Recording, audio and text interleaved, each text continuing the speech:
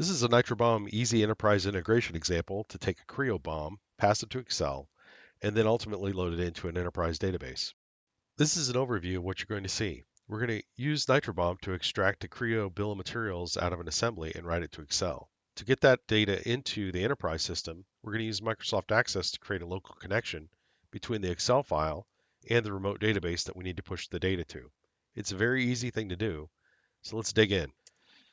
So this Creo assembly that we have up, we're going to extract the bill of materials using Nitro-BOM and write it down to this Excel document so that we have a bill of materials there. The Access database contains a connection to the local Excel document and the remote enterprise database table that we want to write to. That is a live connection, so if we double click on that, you'll see there's nothing there. And if we double click on the Excel file, you'll see it's getting whatever it can currently see.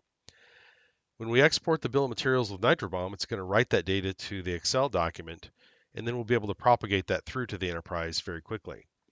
The only thing we really have to do here is just to remove the header so that we have all of our titles on these columns be the first record that Excel finds when it's grabbing the data. As you can see here, that works.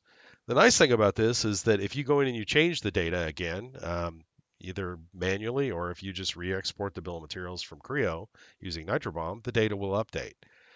To get that data up into the enterprise system, we just need to basically send the data across. So we actually are just using a simple couple SQL statements here in a script to basically delete anything that's in the target table in the enterprise environment and then put the data in there from the local connection that it sees in Excel.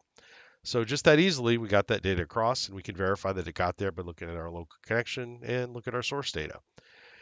If we want to go back to the source document here, and let's say either we changed something in Creo for the title or description or whatever, or manually made the change there, you'll notice that it did change it in Excel. And we just have to rerun our connection to update the data up in the enterprise system. And as you'll see, it just updated that easily.